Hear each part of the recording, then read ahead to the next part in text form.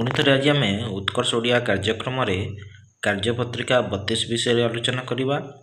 किसी शब्द देछि सेटाको आम प्रथमे देखिबा। से कहूछि गोलई भितर थिबा शब्द संपर्कित केतेगुड़िए शब्द बाहर लिखा जाइछि। गोलई तले थिबा खाली स्थान रे संपर्कित शब्दगुड़िकु नहीं अनुच्छेदटीए लिखिबा और नाम देवा।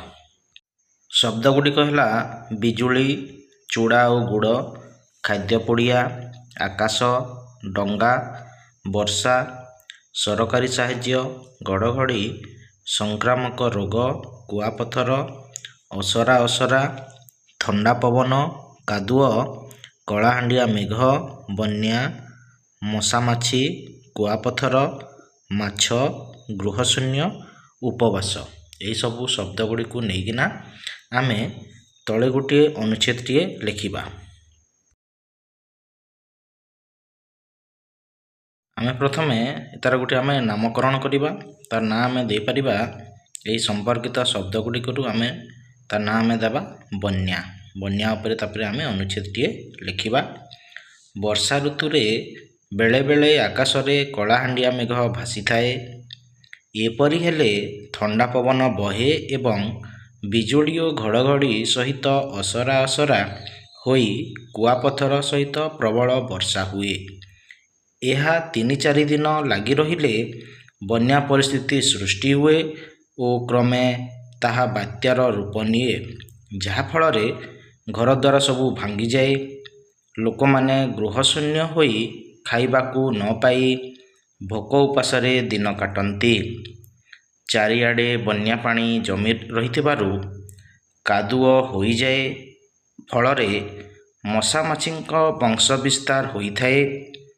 लोक माने अनेक संक्रामक रोगरे पीड़ित हेबार संभावना अधिक थाए।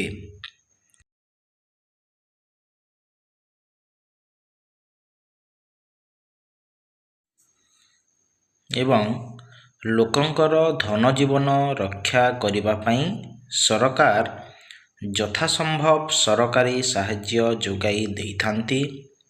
लोकमानंकु खाद्य जोगाई देवा उद्देश्य रे चूड़ा और गुड़र खाद्य पुड़िया बंटन करती एवं यह सहित अन्य रिलीफ सामग्री मध्य बंटन करती, जहा फल रे अनेक धन जीवन रक्षा करिबारे सरकार सफल हुअंती और लोकमानंकर अनेक दुख कष्ट को दूर करिबारे सहायक हुअंती और धन जीवन क्षयक्षतिर मात्रा को कम करी समस्तंक मुखरे हस फेराई आणती। एहीपरि पिला माने तमे निज मनरु मध्य गोटे अनुच्छेद तमे लिखि पारिबो।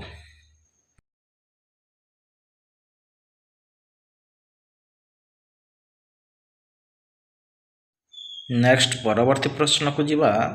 प्रश्न नंबर 1 से कहूची वर्षा पूर्व सूचना सबू कौन? उत्तर हब वर्षार पूर्व सूचना सबू हैला कलाहांडिया मेघ, ठंडा पवन, बिजुली और घड़घड़ी इत्यादि। प्रश्न नंबर 2 अन्य समयर वर्षा और वर्षा दिनर वर्षा भितर तफात कौन? अन्य समयर वर्षा किछि क्षण पई होउथिबा बेले वर्षा समयर वर्षा बहुत लंबा समय लगातार दिन दिन धरी होइथाए।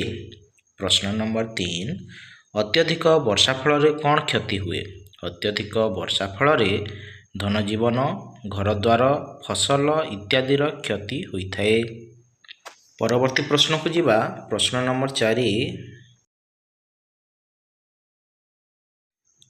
4 कहूची बन्यारे क्षतिग्रस्त लोकमानंकु सरकार और अन्य माने किपरि साहाय्य करंती? उत्तर हेब बन्यारे क्षतिग्रस्त लोकमानंकु सरकार और अन्य माने रिलीफ सामग्री और खाद्य सामग्री जोगाई देई साहाय्य करंती। प्रश्न नंबर 5 बन्या परे केउ केउ विपद सबू आसे? बन्या परे सबुआडे कादुଅ होई मशामाछींकर वंश विस्तार होइथाए और संक्रामक रोग व्यापी थाए एवं सापंकर प्रादुर्भाव मध्य बढ़ी थाए। प्रश्न नंबर 6 बन्या पीड़ित ପରି ଆଉ ଜାଣିଥିବା ଶବ୍ଦମାନ ଲେଖିବା। ଆମେ ଲେଖିପାରିବା ଦୁଃଖ ପ୍ରପୀଡ଼ିତ, ରୋଗ ପ୍ରପୀଡ଼ିତ, ଦାରିଦ୍ର୍ୟ ପ୍ରପୀଡ଼ିତ। ତାପରେ ଯିବା ପ୍ରଶ୍ନ ନମ୍ବର 7। ନେକ୍ସଟ ପ୍ରଶ୍ନ, ଅସରା ଅସରା ପରି ଜାଣିଥିବା ଆଉ କେତେକ ଯୋଡ଼ି ଶବ୍ଦ ଲେଖ। ପୁଳା ପୁଳା, ଆଞ୍ଜୁଳା ଆଞ୍ଜୁଳା, ମହଣ ମହଣ, ମେଞ୍ଚା ମେଞ୍ଚା ଏବଂ ଗଦା ଗଦା। ଏହିପରି ନିଜ ମନ ଇଚ୍ଛାରୁ ମଧ୍ୟ କିଛି ନୂଆ ଶବ୍ଦ ତୁମେ ଲେଖିପାରିବ।